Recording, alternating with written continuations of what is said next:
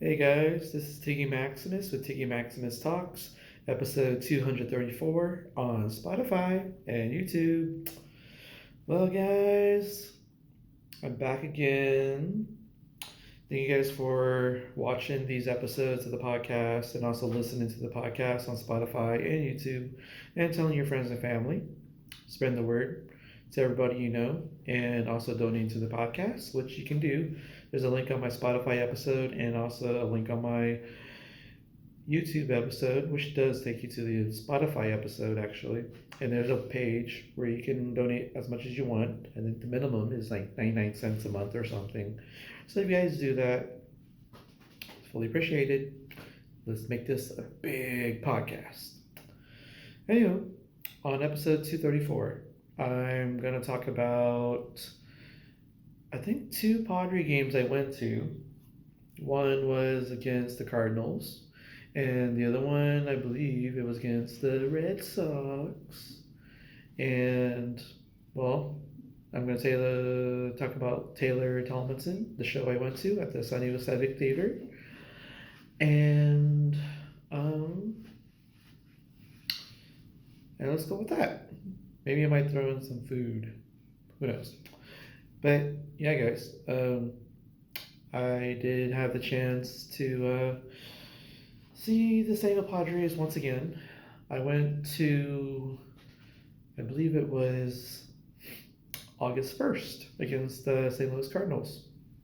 Not too bad of a team. They were in the playoff hunt.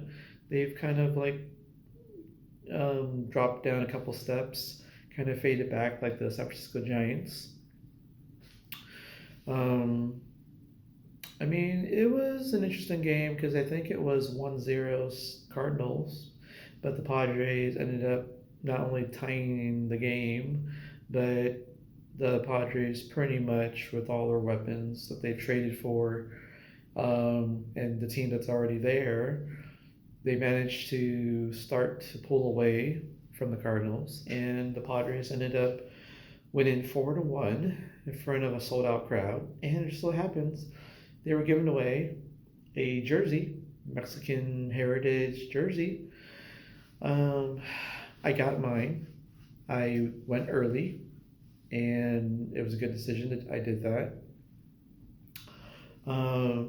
It's really nice. My first thought when I first saw it, though, I thought the jersey was more of a Hawaiian type jersey with the theme on it, because like a black and green. Um, Kind of had some patterns that looked like it might have been Hawaiian, but it is actually could be very much so a Mexican theme. And the whole thing is like all black, but you have some hints of green, so you do have quite a nice touch of a jersey. And they only sold two sizes, I think medium and extra large. So I got an extra large, washed it.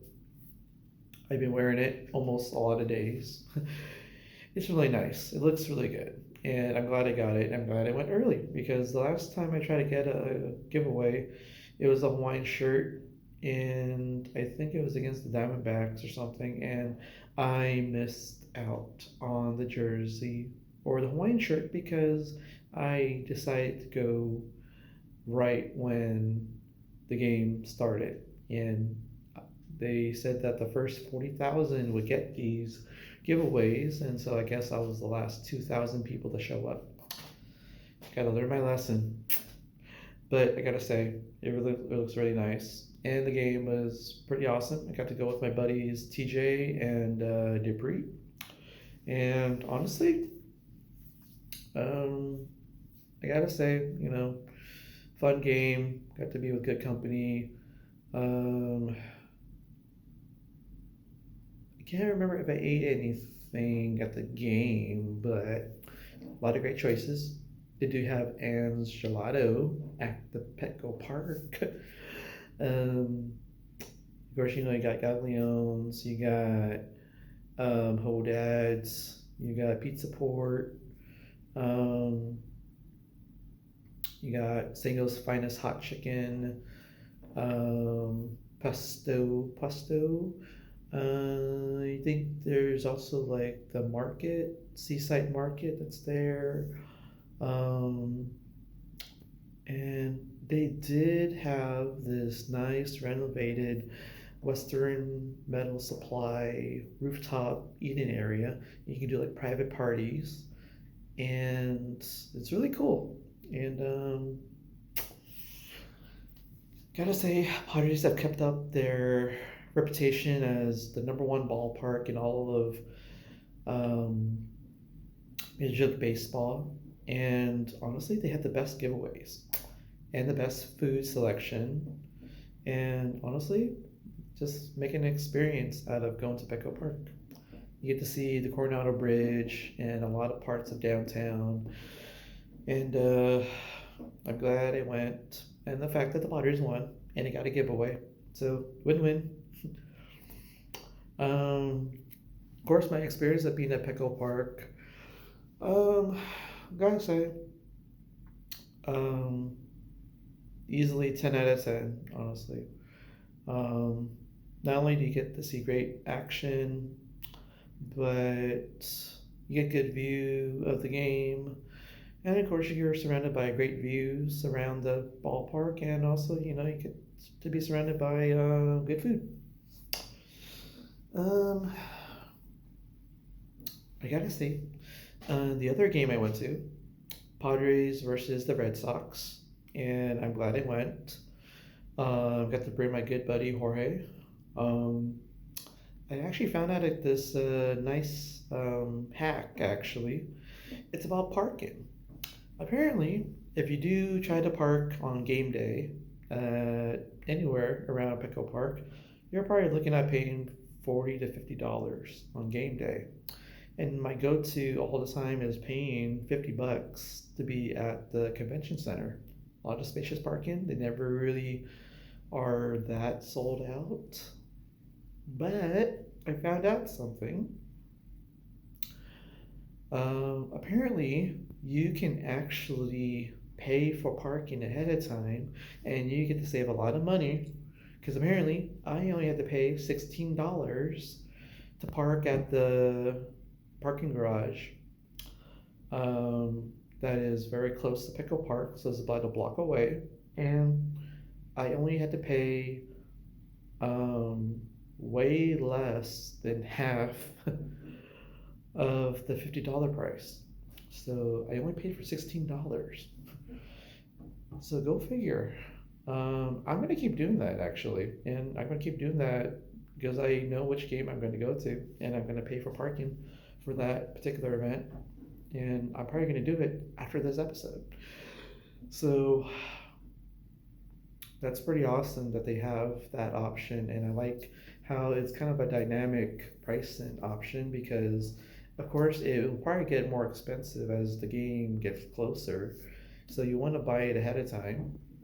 Same thing, same concept with the Del Mar Fairgrounds. They do allow you to pay for discounted parking if you happen to buy it online at least 24 hours ahead of time. So I like that. I should probably do that more often. Um, Also have a hack for going to SoFi Stadium as well. I just need to walk. But yeah, it's nice to find some life hacks like that, especially for sporting events, because it saves you a lot of trouble and saves you some money so you can spend that money on good food. Um, so yeah, Red Sox, Padres. Um, Gotta say, it was a very, very competitive game, very stressful. I think the Red Sox had gone ahead 3-1, and I think it was 1-0 Red Sox, and then it was 1-1. I think it was like a Xander Bogaerts home run to tie the game, but then the Red Sox went ahead 3-1. But of course, in most nights, the Padres do respond, and it's amazing that they did because Padres not only went ahead 4-3, but They worked the count, they loaded the bases, they walked the guys in, and um, they put a lot of pressure on the pitchers of the Red Sox after I think Giolito had left the game already. And this was Michael King's first game back from injury because he had an injury, I think, with his shoulder, I think, and elbow. So they had to be careful with Michael King because he's our ace for the San Diego Padres. So with that being the case, both pitchers did not decision in this game, so they didn't matter if they won or lost. It went to the bullpen, and the Padres bullpen looks pretty good, except for one little moment.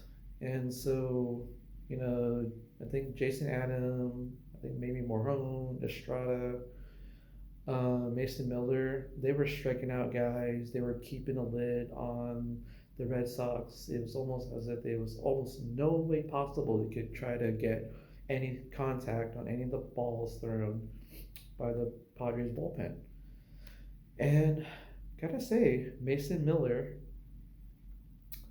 I saw him both games actually.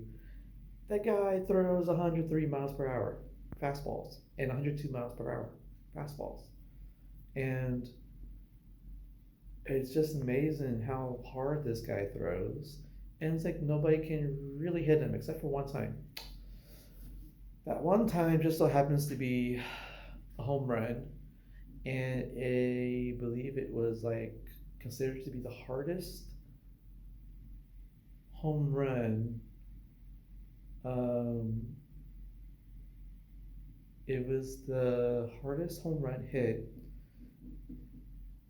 mainly because there's never been a pitch that's been thrown harder than 103.9 miles per hour that was hit for a home run. And that is just mind boggling because just imagine seeing a baseball thrown 103 miles per hour, 103.9 miles per hour, and someone actually was quick enough to get wood on that fastball and launch it over the wall for a home run. And I don't know if I would say that is probably not a bad attachment to history because you are on the tail end of it. I mean, yeah, you did throw the hardest ball possible, or the hardest ball thrown that was hit for a home run. And the fact that most people, about 99% of batters of all time, probably can't even hit the ball at 103 miles per hour, much less 103.9 miles per hour. And the fact that this was a home run, I mean, I could see singles and doubles and stuff and broken bats, and I did probably see that too. But honestly, a home run off of a 103.9 miles per hour fastball, it just blows your mind. But I would say most times the Padres did great with the trade to get Mason Miller. I guess the only thing that didn't pan out was JP Sears. He got sent down to minor leagues. He didn't work out. He got blown up. Yeah, it's okay because we got relief pitchers that can do it. We got Ramon Laureano. We got Ryan O'Hearn. We got Furman. And those guys have been being clutch.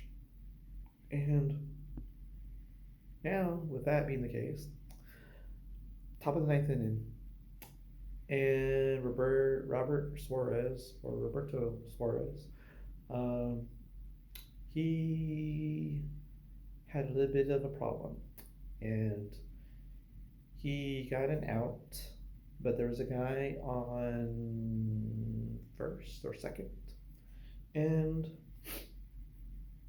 well, unfortunately, the Red Sox got a double. It was a ground rule double, I think, and the runner scored, tied the game at 4-4.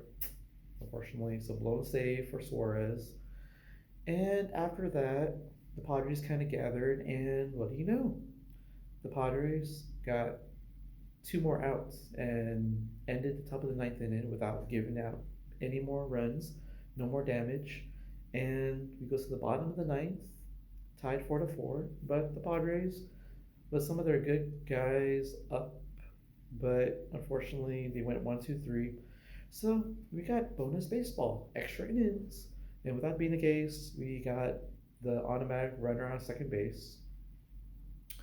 And it just so happens the Red Sox, well, unfortunately, they could not get the guy in from second base, and they spent their 10th inning with no runs.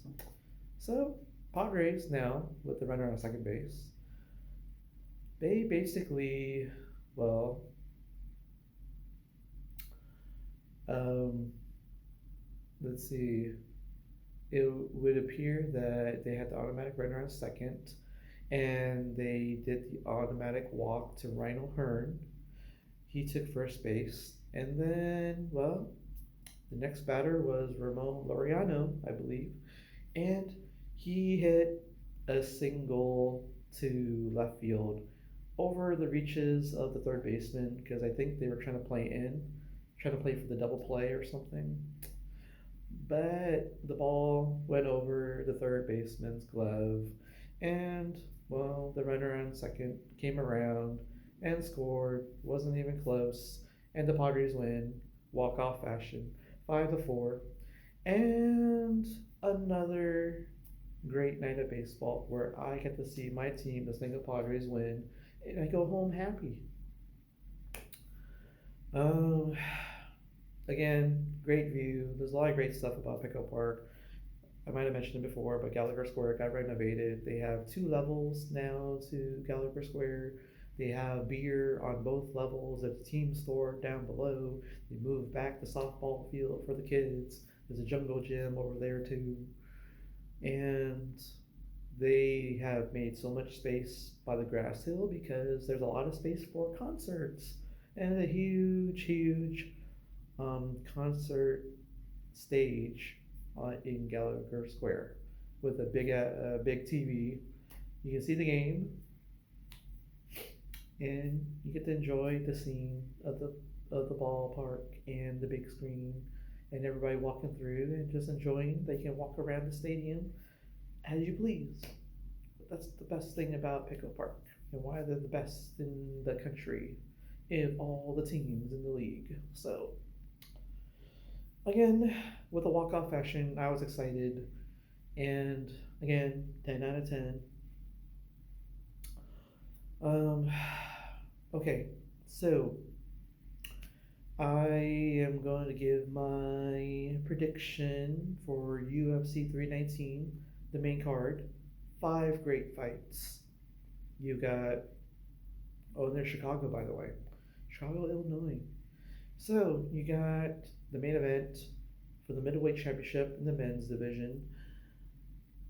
Um, Hamzat Shamayev, undefeated middleweight. He is going to be fighting the champion, Dricus Duplessis, our middleweight champion. This was long overdue for a title shot for Shamayev, but he gets his opportunity. Um, that one's going to be a good one. We also have Aaron Pico from, I believe, I think he was in both Bellator and the PFL. He's now with the UFC now. He's going to make his debut against LaRon Murphy, who I believe is, I guess he's undefeated. Yeah, I think he's undefeated. And he does have one draw. I think that was with Josh Emmett. That was a war, gotta say. Fun fight. But yeah, that's gonna be a good fight. And I think that's in the I want to say probably lightweight division. Is either lightweight or featherweight, one of those two. Um, I would say lightweight because I think Aaron Pico might have. Yeah, I have to look it up. But yeah, let's say lightweight. Lauren Murphy and Aaron Pico. Um, and then we have Carlos Prates. He is going up against um,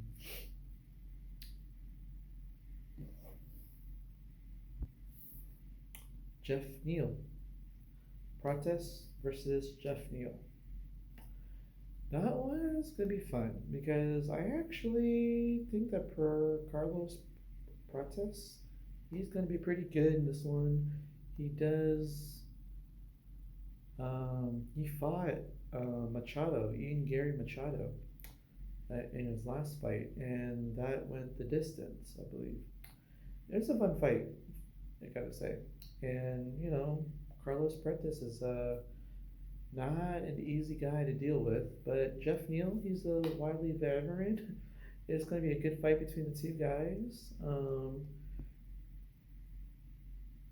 And then we got, um,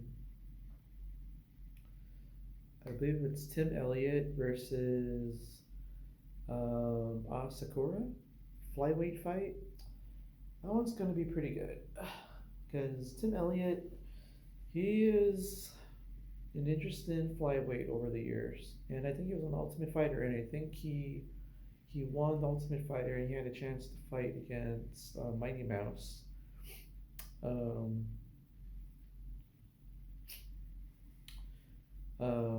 but Tim Elliott has been there for a while, and Asakura did just recently challenged Pantoja for his flyweight championship, but he fell short.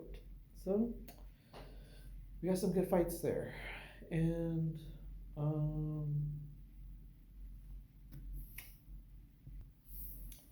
and I believe we also have Michael Venom Page, MVP. Um, it's just that I don't remember his opponent's name. Oh well, but it shouldn't matter because considering what my predictions are. So yeah, UFC 319 is in Chicago, Illinois, and well, let's start with MVP, whoever his opponent is. I'm pretty sure I know who it is, but I just can't think of the name right now. But if my prediction for this fight is basically Michael Venom Page is going to win that fight, and I believe is it welterweight? It might be middle. It might be middleweight actually. So he's going to beat a middleweight. I think he has 8 losses. That's all I remember from the guy.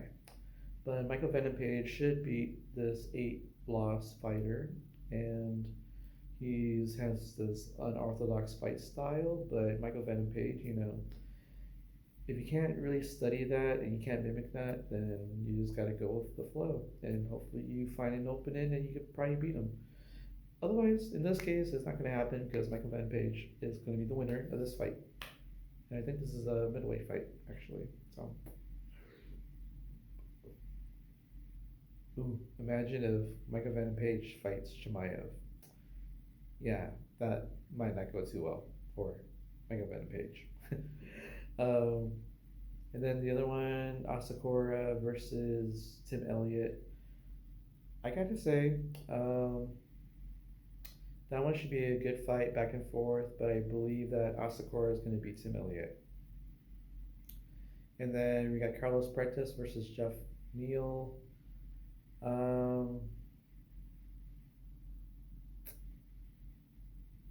I'll go with Carlos Prates. Um,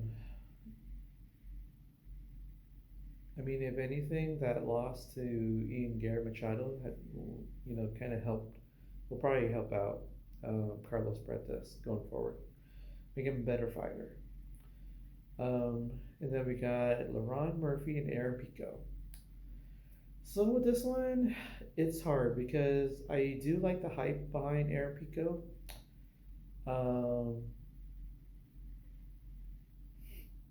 But Lauren Murphy has been fighting some really great competition in the UFC already. So Aaron Pico might be shell shocked, and you might be to the point he's in you know might be dazed and shocked at the fact that the level of competition in the UFC is a little bit better than Bellator or PFL. So my prediction is that LaRon Murphy is going to beat Aaron Pico, but I would imagine that Aaron Pico will come back and he'll learn a lot from that, and he's probably going to do um, probably do better later. But LaRon Murphy, I think this might be one of those things that might launch him into like contendership in the top five, might go after the champion. So we'll see what happens, but I am leaning towards Murphy over Aaron Pico. And of course, the main event. Um, you got Chimaev and Duplessis. If this fight goes beyond the first round, and Duplessis does figure out a way to stop the takedowns, it's going to be a long day for Chimaev because I don't think he has the cardio, but he'll still have power in his hands, and he'll still do his takedowns. And Duplessis does have a weird fight style, but he does knock out people and submit people, and he does grapple. And it's just that Chimaev is just really known for his grappling, wrestling, and his knockout power. So it's going to be a fun fight, but I got a feeling this is only going to last one round. I got a feeling that this is going to go probably, yeah. I first want to say 4 minutes, but I'll give Chimaev the entire first round to finish the fight. Um, and I'm well, there you have it. Chimaev is my prediction. He's going to be your new middleweight champion, and that's funny considering that Chimaev has talked about and thought about going back down to welterweight and try to go after the champion, which is what was it? Jack Della Maladena. um, yeah, Jack. Uh, yeah, Jack Maddalena. Yeah, Jack Della Maddalena. So, with that being the case, yeah, I don't think Duplessis is going to win the first round. If anything, he'll probably win by decision. I don't think he's going to finish Chimaev. But for Chimaev, I think that he wins, yeah, first round. And if it goes past the first round, well, it could be anyone's game. But he has won decisions before with Kamaru Usman and Gilbert Burns. Um, and I'm pretty sure there's a long line of call outs for Chimaev. So you got Pablo Costa, you got Israel Adesanya. I'm pretty sure Imavov is there. Um, Sean Strickland. Um, that's a long list there. Um, did I say Pablo Costa? Yeah. um, but yeah, all those guys. I think Chimaev can beat them all. What can I say? Um, so I did get a chance to see Taylor Tomlinson at the San Diego Civic Theater. And the opener, there was only two comics. It was Taylor Tomlinson and um, Dustin, um,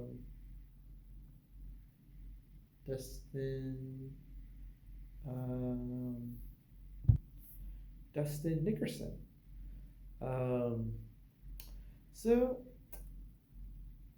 Dustin went up first, and wow, the guy is super funny. He just talked about his kids and I guess dating, and um, he just got the crowd laughing for like what seemed like 25 minutes actually. So for everything he was talking about, honestly, everything he was saying, He was just pretty much pacing it out, and he did a great job. I want to say he made a lot of people laugh, including myself and my sister. And Dustin, I would say he's a 9.5 out of 10. I'm probably gonna see him at the mic drop in November 28th. And then of course, you got Taylor Tomlinson, the headliner. She does have a show on NBC after midnight, late show. And glad she got that talk show late night. And because she was a San Diego native, she did all her work here, got better, she perfected her craft, and she went up. I got a T-shirt from her from a merchandise stand. It's really nice. Um, but she talked about religion, dating, family stuff, and she got to do some crowd work with this one couple. And it was funny because the girl that she was talking to was married 3 times, apparently. So it was great stuff to listen to. I was laughing the whole time. Taylor pretty much made everybody laugh for the whole time she was up there. Um, I can't wait to see Taylor again down the road. I gotta say, Taylor Thomason, with all the great jokes she had and the crowd work, um, I want to say that she was a 9.9 out of 10. I enjoyed my time. It was a great night of comedy, and I can't wait to see these two again down the road. Maybe someday I might get to meet Taylor at some point, but I hope I get to meet Dustin at the mic drop. Cross my fingers. Well, guys, that's it for me. Comedy, sports, UFC predictions. I gotta go, but thanks for listening and stay tuned for the next episode. Watch some good fights, good food, and have some good company. Burrito. Boom. Tiggy Maximus signing out. Baby. Alright, later, guys. Booyaka. Shama.